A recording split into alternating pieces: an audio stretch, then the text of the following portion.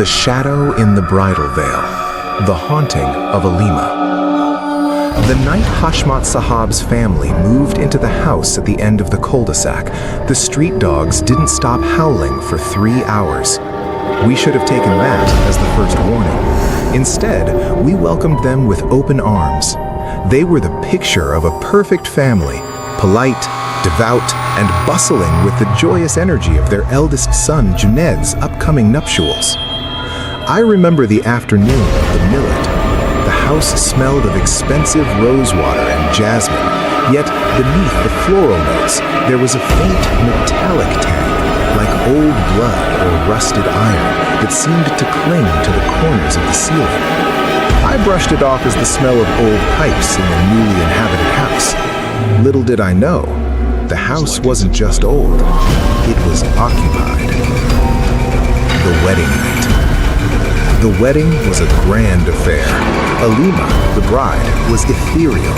Her skin was like polished marble, and her eyes were a deep, haunting green.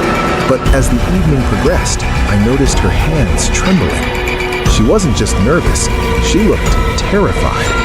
Every time she caught her reflection in a mirror, she would flinch as if someone had struck her.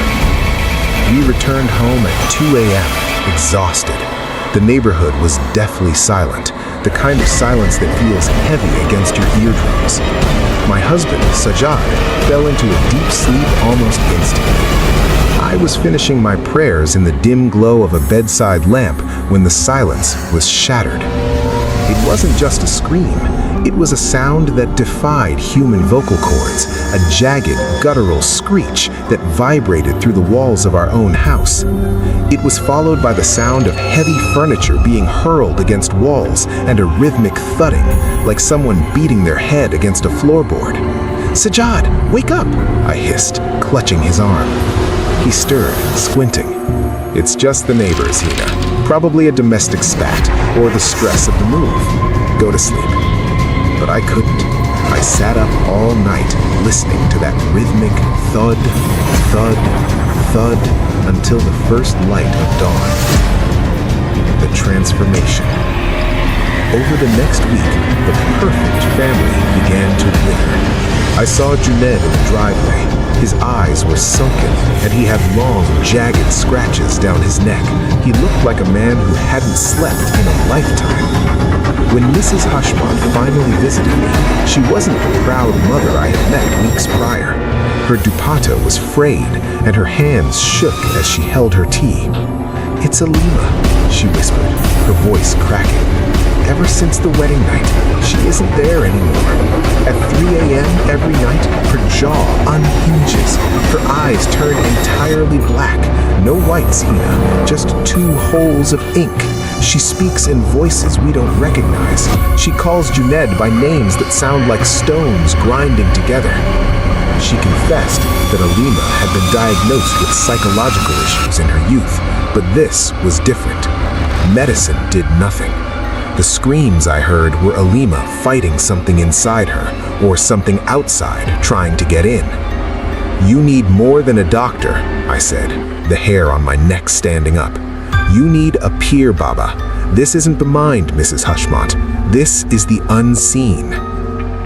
The ritual at the secluded house. They took Alima back to her parental home, a sprawling, decaying estate on the outskirts of the city, surrounded by gnarled banyan trees. They summoned Pir Baba, a man whose face was etched with the scars of 1,000 spiritual battles. The atmosphere in that house was suffocating.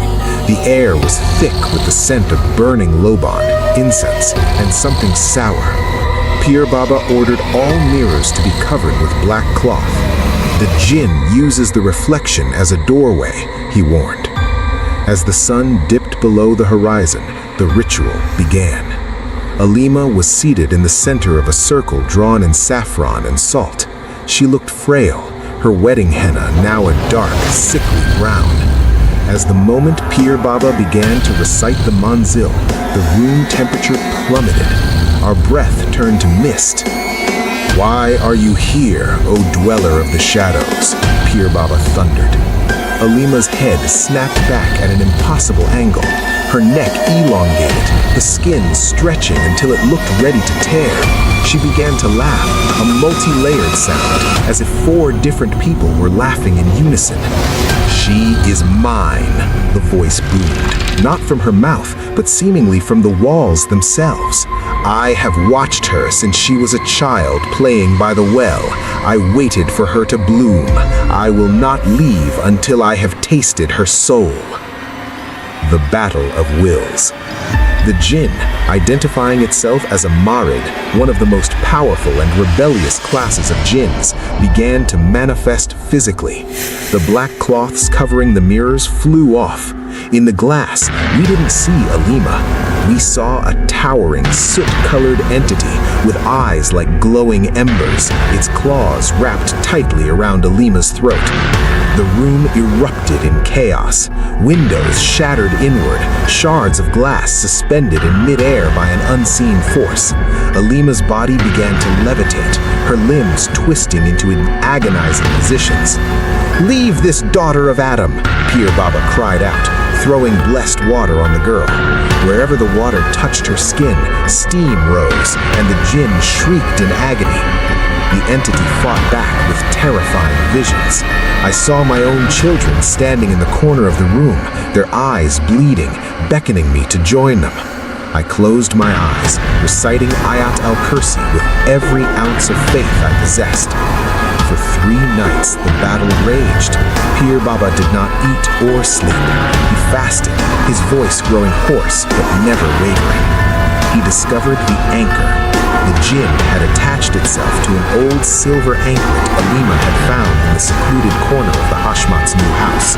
It was an ancient relic of a woman who had died in that house a century ago. The final exorcism. The moon was eclipsed. The house felt like it was underwater. Pir Baba took the silver anklet and placed it in a bowl of lead. "By the seal of Solomon, I command you to depart." The jinn made one final desperate stand. The floorboards ripped open and a foul-smelling black bile seeped out. Alima's eyes rolled back until only the veins were visible. She lunged at Junaid, her nail fingers elongated into talons, but Pir Baba caught her forehead. He whispered a secret prayer, a verse of burning light. A deafening roar shook the very foundations of the estate. A shadow, darker than the night, tore itself away from Alima's body. It lunged towards the window, a whirlwind of smoke and malice, before dissipating into the cold night air with a final echoing curse. Aftermath. Silence returned. But it was a different silence, clean, light, and peaceful. Alima collapsed into Junaid's arms. When she opened her eyes, the green was back, clear and bright. She looked at her husband, and for the first time since their wedding, she recognized him. She wept, not just of fear, but of relief. The Hashmat family eventually moved out of that house. They had it demolished, and the land was left vacant. Some say that on certain nights, if you walk past that empty lot, you can still hear the faint sound of a silver anklet jingling in the wind. But Alima is safe. She lives now in a home filled with light and constant prayer, protected by the scars of a night when the unseen tried to claim her and failed.